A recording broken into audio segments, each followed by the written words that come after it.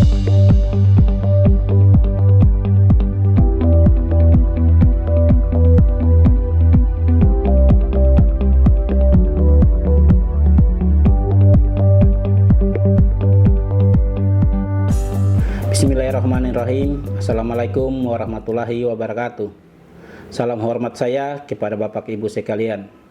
Perkenalkan, nama saya Samron, Sarjana Pendidikan Magister Pendidikan.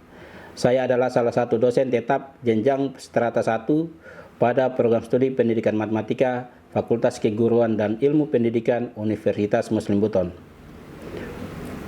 Perjalanan karir saya sebagai dosen dimulai pada tahun 2016 sampai 2019 menjadi dosen LB pada program studi Pendidikan Matematika Universitas Dayanu Iksanuddin Bau-Bau, dan pada tahun 2019 sampai sekarang menjadi dosen tetap yayasan di Universitas Muslim Buton sesuai surat keputusan Yayasan Pendidikan Indonesia Kepulauan Buton pada tahun 2019. Riwayat pendidikan saya yaitu saya menempuh kuliah pada program studi Pendidikan Matematika di Universitas Dayanu Iksanuddin Bau-Bau dan melanjutkan pendidikan S2 pada program studi yang sama di Universitas Halu Oleo. Bapak Ibu sekalian, izinkan saya pada kesempatan ini memaparkan pernyataan diri dosen dalam unjuk kerja Tridharma Perguruan Tinggi atau biasa disebut dengan PDD UKT-PT dengan tujuan untuk memenuhi persyaratan sertifikasi dosen tahun 2025 pada bidang pengajaran. Terkait mata kuliah yang saya ampuh pada program studi strata 1 Pendidikan Matematika, saya mengampu beberapa mata kuliah, salah satunya yaitu mata kuliah Strategi Pembelajaran Matematika. Identitas pada mata kuliah ini yaitu kode mata kuliah FKIP 4004 dengan bobot mata kuliah sebanyak 2 SKS teori. Mata kuliah ini diampu pada semester 3 atau semester ganjil, di mana mata kuliah ini bersifat wajib. Untuk deskripsi mata kuliah ini membahas tentang prinsip dasar pembelajaran matematika, strategi melibatkan siswa dalam tanya jawab dan diskusi, strategi, pendekatan, metode dan model pembelajaran matematika, model pembelajaran ekspositori, model pembelajaran kooperatif, model pembelajaran discovery learning, model pembelajaran inquiry terbimbing, model pembelajaran contextual teaching and learning, model pembelajaran realistic mathematics education, model pembelajaran problem based learning, model pembelajaran project based learning, model pembelajaran teaching at the right level atau TARL. Adapun capaian pembelajaran atau kemampuan akhir yang diharapkan adalah: pertama, mahasiswa mampu memahami prinsip dasar pembelajaran matematika yang efektif. Kedua, mahasiswa mampu memahami perbedaan strategi, pendekatan, metode, dan model pembelajaran dalam pembelajaran matematika. Ketiga, mahasiswa mampu memahami strategi yang melibatkan siswa dalam tanya jawab dan diskusi. Keempat, mahasiswa mampu memahami pengertian prinsip, karakteristik, dan langkah-langkah model pembelajaran ekspositori, kooperatif, discovery learning, inquiry terbimbing, contextual teaching and learning, realistic mathematics education, problem based learning, project based learning, teaching at the right level atau TARL. Kelima, mahasiswa mampu menyusun RPP atau modul ajar dan LKPD sesuai dengan model pembelajaran ekspositori, kooperatif, discovery learning, inquiry terbimbing, contextual teaching and learning, realistic mathematics education, problem based learning, project based learning, dan teaching and the right level atau TARL. Adapun metode pembelajaran pada mata kuliah ini terbagi atas: yang pertama, ceramah, diskusi, tanya jawab, presentasi, dan pemberian tugas. Kegiatan pembelajaran mata kuliah strategi pembelajaran matematika dengan jumlah pertemuan sebanyak 16 kali pertemuan. Terdapat ujian tengah semester yang dilaksanakan pada pertemuan ke-8 dan ujian akhir semester pada pertemuan ke-16. Dengan sistem penilaian presensi atau keaktifan sebesar 10%, tugas sebesar 20%, ujian tengah semester sebesar 30%, ujian akhir semester sebesar 40%. Demikian paparan dalam pernyataan diri dosen pada unjuk kerja Tridharma Perguruan Tinggi atau yang disebut dengan PDD UKT PT dalam bidang pengajaran. Terima kasih banyak. Akhir kata, wassalamualaikum warahmatullahi wabarakatuh. Assalamualaikum warahmatullahi wabarakatuh. Waalaikumsalam warahmatullahi wabarakatuh. Selamat pagi adik-adik. Pagi. Alhamdulillah, pertama-tama adalah selalu kita banyak puji syukur kehadirat Allah Subhanahu wa taala sehingga hari ini kita bisa hadir di sini dalam rangka pelaksanaan perkuliahan strategi pembelajaran matematika. Ya, salam dan salawat marilah senantiasa kita haturkan kepada junjungan Nabi besar kita Muhammad SAW serta keluarga, sahabat serta para pengikutnya yang masih istiqomah dalam menjalankan segala apa yang dicontohkannya. Adik-adik, memulai kegiatan hari ini, pembelajaran hari ini, mari kita berdoa. Berdoa hari ini akan dipimpin oleh Fardin. Untuk saudara Fardin, silakan. Teman-teman, sebelum kita mulai, marilah kita berdoa sesuai keyakinan dan kepercayaan masing-masing. Doa dimulai.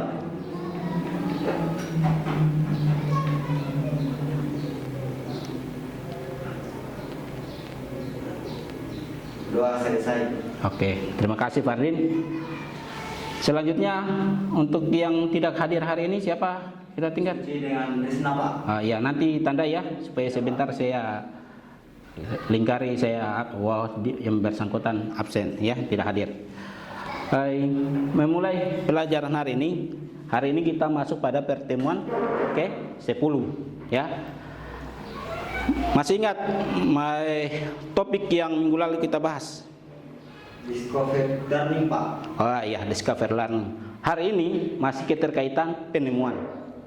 Ya, hari ini kita akan bahas tentang model pembelajaran inquiry. Tapi kita dalam pendidikan kita perlu terbimbing. Jadi kita inquiry terbimbing. Ya, yang akan kita bahas. Apa CPMK dan sub CPMK yang materi hari ini? Pertama, CPMK-nya adalah mahasiswa mampu memahami dan menerapkan berbagai prinsip, strategi, pendekatan, metode dan model pembelajaran matematika. Sedangkan sub CPMK yang akan kita coba raih pada hari ini yaitu mahasiswa mampu memahami model pembelajaran inquiry terbimbing dalam pembelajaran matematika. Yang kedua adalah mahasiswa mampu menyusun RPP atau modul ajar yang kita kenal sekarang dan LKPD sesuai dengan model pembelajaran inquiry terbimbing dalam pembelajaran matematika. Nah, kita lanjut pada materi ya. Secara pengertian ya, inquiry terbimbing adalah model pembelajaran ya yang melatih siswa untuk menemukan masalah. Jadi ini menemukan masalah, mengumpulkan, mengorganisasi dan memecahkan masalah. Inilah inquiry. Jadi ada tahapan dalam inquiry ini. Pertama dia menemukan masalah dulu, baru mengumpulkan, baru itu mengorganisasi dan memecahkan masalah. Menurut Egan Kaucha 2012 ya, pada bukunya halaman 177, nanti adik-adik silakan cari ini, bahwa penemuan terbimbing adalah suatu pendekatan mengajar di mana guru memberikan siswa contoh-contoh topik spesifik dan memandu siswa untuk memahami topik tersebut. Jadi kalau selama ini kita kenal ya, biasanya dalam pembelajaran itu diberi dulu konsep baru diberi contoh-contoh. Dalam inquiry dia diberi itu contoh-contoh. Ya. Contoh-contoh, terus topik spesifik dan memandu untuk memahami topik. Jadi dari contoh itu nanti akan ada namanya konsep. Ya, itulah inquiry. Jadi selama proses ini guru itu memberikan arahan dan bimbingan kepada siswa. Jadi peran guru itu tidak melepas begitu saja, tidak. Dalam inquiry itu guru tetap membimbing. Ya, membimbing. Terus kita lanjut pada langkah-langkah. Tentu sebuah model punya langkah. Ya, langkah. Ini suatu model itu ada langkahnya atau biasa kita sebut sintaks. Ya, setiap model pembelajaran punya langkah tersendiri. Inquiry terbimbing menurut Kultau 2007 ya, halaman 29 ini ada 5 langkah. Pertama orientasi, ya. Orientasi ini bagaimana memfokuskan siswa pada permasalahan tidak, topik-topik, contoh-contoh tadi, ya. Setelah itu ada namanya eksplorasi dari permasalahan itu, bagaimana mengeksplorasi dia, memfokuskan dia kepada permasalahan itu, ya. Selanjutnya dari contoh-contoh tadi ada namanya pembentukan konsep. Nah, pembentukan konsep ini yang biasa kita bilang, kalau biasa matematika apa misalnya, apa sih volume atau luas persegi panjang kali lebar. Nah, ini dari orientasi permasalahan, eksplorasi dan pembentukan konsep ini. Pembentukan konsep inilah dari namanya pembentukan luas persegi panjang tadi misalnya. Inilah pembentukan konsep. Jadi bercontoh dulu, ya, dari permasalahan contoh-contoh dibawa ke eksplorasi, ya, terus pembentukan konsep, ya. Setelah itu baru aplikasi. Aplikasi kita mendalami lebih jauh dari konsep itu. Setelah itu kita namanya kegiatan penutup. Bisa? Sampai sini ada pertanyaan? Siapa? Denofri. Apa pertanyaannya? Apa perbedaan inquiry dan discovery? Oke. Inquiry dan discovery sama-sama penemuan. Ya. Discovery juga penemuan. Inquiry juga penemuan. Apa yang membedakan? Tentu dari langkahnya. Pertama, dua fokusnya. Ya. Kalau inquiry fokusnya pada pertanyaan atau masalah. Ya, pertanyaan atau masalah yang diajukan oleh guru, ya, atau LKPD itu didesain memang berupa masalah-masalah yang akan disajikan, ya. Sedangkan pada discovery itu pada eksperimennya, ya. Bisa? Bisa? Masih ada lagi? Jadi secara langkah-langkah sintaks itu berbeda, ya. Kalau di inquiry itu, ya, ada langkahnya, discovery juga ada langkahnya.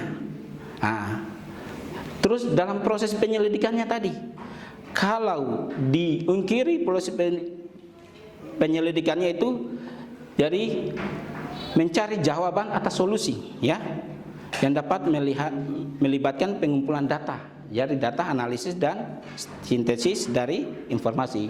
Sedangkan model pembelajaran discovery sendiri adalah menemukan dengan mencoba, ya, jadi bereksperimen tadi, menguji dan mengeksplorasi konsep. Bisa? Bisa? Oke. Selanjutnya, kalau tidak ada pertanyaan, kita lanjut pada manfaat.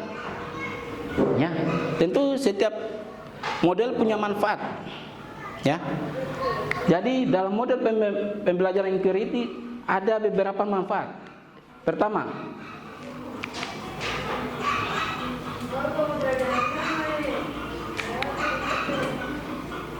siswa belajar aktif dan terrefleksi pada pengalaman. Jadi dalam pembelajaran inquiry ini siswa akan aktif karena dia akan mencari jawaban tadi, ya, dari permasalahan masalah itu akan mencari jawaban dan dia akan merefleksi pengalaman itu, ya.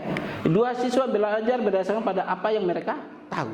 Jadi pengalaman sebelumnya itu penting untuk siswa, ya. Jadi syarat juga menjadi pertimbangan pada model pembelajaran inquiry, seberapa besar materi prasyarat yang harus mereka kuasai, ya. 3, siswa mengembangkan rangkaian berpikir dalam proses pembelajaran melalui bimbingan. Jadi peran guru tetap ada di sini, ya. Jadi guru itu tidak melepas begitu, ya. Penemuan yang dianukan tidak melepas. Jadi ada bimbingan, ya. Jadi proses berpikir ini tentu mendapat bimbingan dari guru. Terus selanjutnya perkembangan siswa terjadi secara bertahap. Jadi ada akan perkembangan siswa itu dengan kegiatan tadi itu bertahap. Terus siswa mempunyai cara yang berbeda dalam pembelajarannya. Dan terakhir ada siswa belajar melalui interaksi sosial dengan orang lain. Tentu dalam terbimbing tadi ada interaksi, apakah sesama siswa ataupun dengan gurunya sendiri. Bisa? Ya, oke. Kita lanjut. Setiap model mempunyai kelebihan dan kekurangan. Ini penting, kita harus sebagai calon guru kita harus tahu apa sih kelebihan sebuah model pembelajaran A, pembelajaran B, pembelajaran C. Karena penting untuk kita menerapkan pada saat proses pembelajaran. Tidak semua materi ataupun kelas itu bisa terapan sesuai model yang sama, ya, penting. Nah, kita lihat kelebihan. Pada model pembelajaran inquiry itu siswa terlibat secara aktif dan termotivasi. Tentu karena mereka mencari, ya, dari masalah mengumpulkan, ya, terus, ya, jadi ada tahapan itu. Terus aktivitas penemuan sehingga memberi kesan. Jadi dari kegiatan penemuan tadi mereka lakukan itu memberikan kesan yang lebih lama. Jadi mereka tahu pembentukan konsep tadi dari karena mereka lakukan langsung. Ya, oke. Selanjutnya mengembangkan kemampuan investigasi dan refleksi siswa. Karena berbicara penemuan investigasi, ya, inquiry menginvestigasi. Jadi akan dari masalah-masalah tadi, contoh-contoh tadi, mereka akan menginvestigasi. Ya, dari beberapa contoh dikasih akan mendapat sebuah konsep. Ya, terus kebebasan dalam belajar. Tentu ketika kita membiarkan siswa mencari sendiri, mereka punya cara masing-masing. Ya, arahnya ke pembentukan konsep tadi. Ya, terus dengan penemuan mengingat konsep dan informasi lebih lama. Seperti yang saya sampaikan tadi, ketika kita melakukan langsung dalam pembentukan konsep, kita akan lebih tahu. Pemahaman kita semakin lama tersimpan dalam memori kita. Ya, beda halnya cuma menerima dalam langsung, oh ini luas persegi panjang kan lebar. Tapi kalau kita langsung praktekkan bagaimana terbentuknya panjang kali mencari luas persegi panjang kan lebar itu, kita akan tahu. Kita ibarat kita tidak menghafal. Ya. Terus menumbuhkan kerjasama kelompok. Nah, baiknya dalam inquiry kita bentuk kelompok. Ya, kita bentuk kelompok sehingga ada interaksi antar siswa. Ya, ya, oke. Terus tadi kita sudah berbicara kelebihan. Tentu ini ada kekurangannya. Biasanya model pembelajaran yang fokus pada siswa itu membutuhkan banyak waktu. Ya, nah, di sini hati-hati, adik-adik calon guru nanti. Makanya ketika Anda menerapkan suatu model, atur memang waktunya. Makanya di modul ajar atau RPP biasa disebut pada tahap ini diberi waktu 10 menit. Kegiatan awal misalnya 15 menit. Penting supaya tidak lewat lama waktunya. Terus membutuhkan banyak sumber belajar. Ya, jadi banyak sumber yang harus kita tahu dari siswa. Ya, terus keefektifan tergantung pada kemampuan siswa. Nah, ini penting juga. Kita mau lakukan penyelidikan, tapi kalau siswanya juga tidak memang pelajaran yang sebelumnya terkait ini akan sulit juga. Ya, hati-hati. Jadi kemampuan siswa itu perlu diperhatikan adik-adik. Terus siswa yang memiliki pengetahuan dasar akan sedikit sulit dalam kegiatan penemuan. Seperti yang sampaikan tadi, ya. Kalau dia tidak punya dasar dalam materi itu atau materi prasyarat sebelumnya, otomatis agak sulit juga. Makanya perhatikan kemampuan siswanya masing-masing. Ya, kalau kemampuannya di dalam kelas itu ada yang kemampuan kita ibarat tinggi, sedang dan rendah. Yang tinggi ada barang 5 orang bisa sudah kita terapkan ini karena ada patokan dalam setiap kelompok. Bisa kan kita bentuk kelompok ini. Terus guru yang tidak baik dalam pengulang kelas akan memperoleh hasil yang kurang baik. Nah, ini penting saya sampaikan tadi.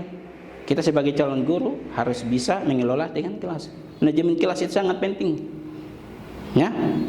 Termasuk kita merencanakan tadi. Ya, bisa. Guru bisa saja tidak dapat memonitoring kegiatan. Nah, ini hati-hati juga. Bisa saja karena mungkin kemampuan siswa itu kurang sehingga banyak yang bertanya ataupun biasa ada yang nakal-nakal usil itu hati-hati juga ya.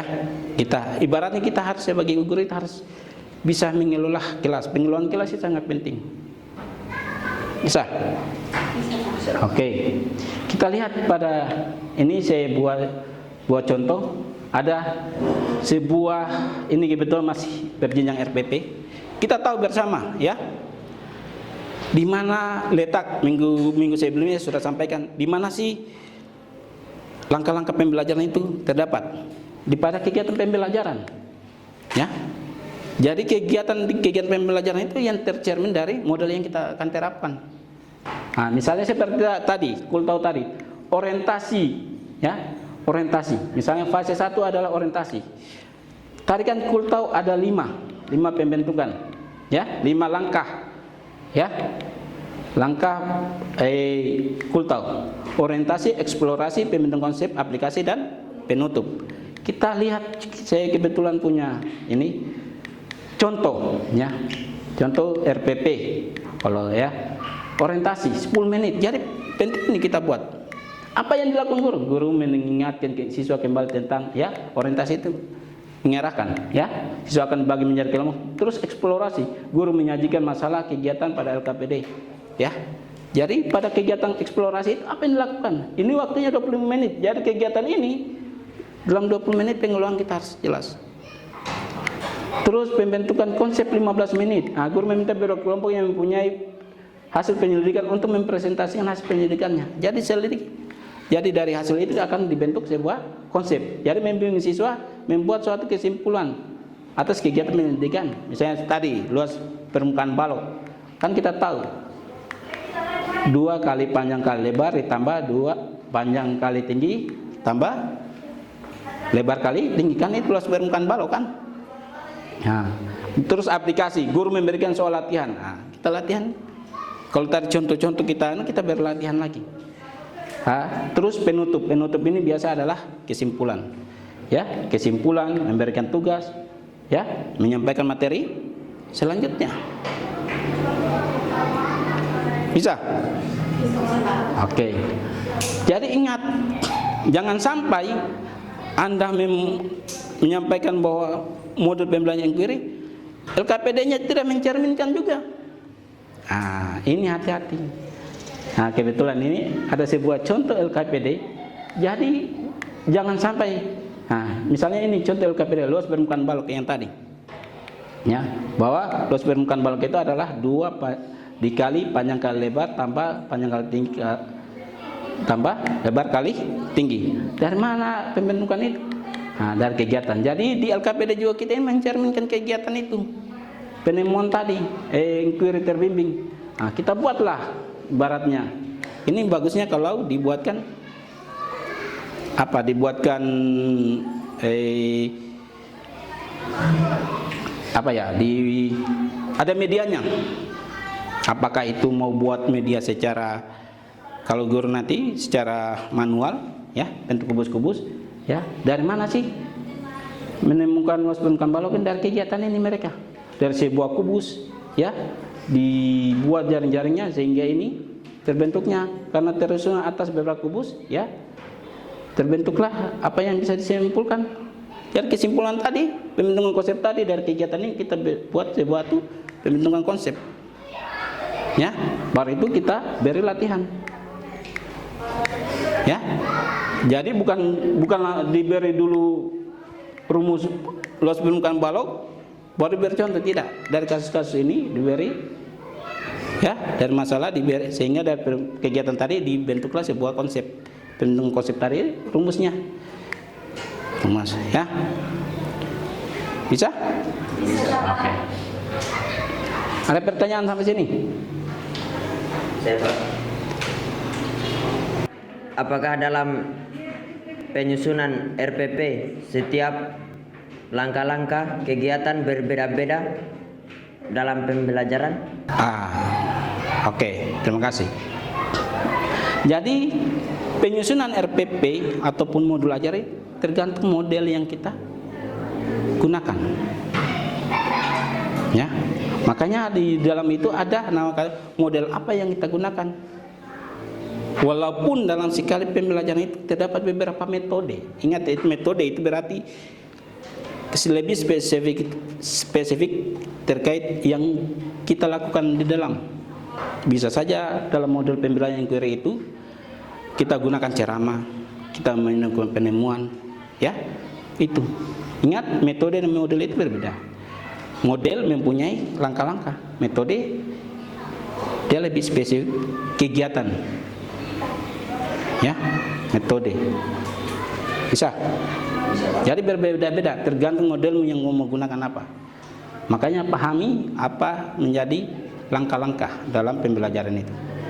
Bisa? Bisa, Pak. Ada pertanyaan lagi? Tidak ada? Oke, kalau tidak ada pertanyaan, mungkin kita akhiri kegiatan ini, kegiatan perkuliahan. Tapi sebelum kita akhiri, saya ingin tahu dulu apa yang bisa kita simpulkan hari ini. Kira-kira apa yang bisa saudara ingat, simpulkan pada kegiatan pembelajaran hari ini? Ada? Siapa? Oh, silakan Dodi. Apa yang bisa simpulkan Dodi? Model pembelajaran di mana guru memberikan siswa contoh-contoh topik spesifik dan memandu siswa untuk memahami topik tersebut. Oke, terima kasih Dodi.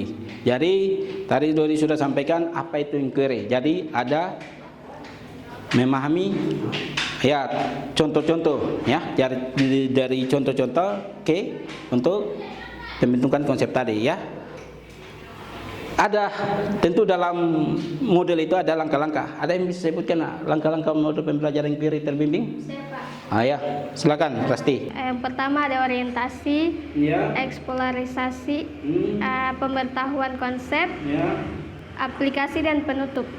Ya, oke, terima. Kebetulan hari ini yang kita gunakan ada cool tahu, ya. Jadi itulah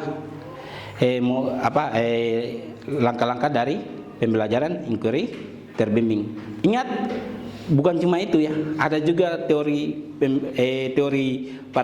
para pakar lain menyampaikan langkah-langkah, ya. Bahkan di Indonesia ada teori para ahlian di Indonesia itu mendefinisikan lebih rinci, ya. Kebetulan kul tahu hari ini yang saya ambil terkait langkah-langkah model pembelajaran inquiry. Oke, terima kasih ya, terima kasih Dodi, terima kasih Rasti sudah membantu menyimpulkan hari ini. Saya kira untuk hari ini cukup. Tapi sebelum itu ada tugas untuk kalian untuk memahami lebih jauh. Tugasnya adalah kalau tadi di SMP ini tugas, ya, buat modul ajar, ya, dan LKPD.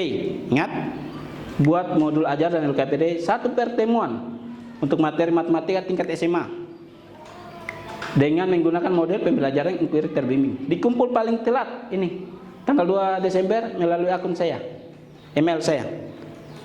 Bukti fisiknya dikumpul pada pertemuan selanjutnya. Bisa? Bisa. Oke. Dan untuk materi selanjutnya pelajaran tentang model contextual teaching and learning, CTL. Ya, jadi materi selanjutnya ini. Oke? Bisa? Oke. Saya kira cukup untuk pertemuan hari ini. Nanti kita ketemu lagi minggu depan. Ya, semoga kita selalu diberi kesehatan. Ya, demikian mungkin. Wabillahi taufiq wal hidayah. Assalamualaikum warahmatullahi wabarakatuh.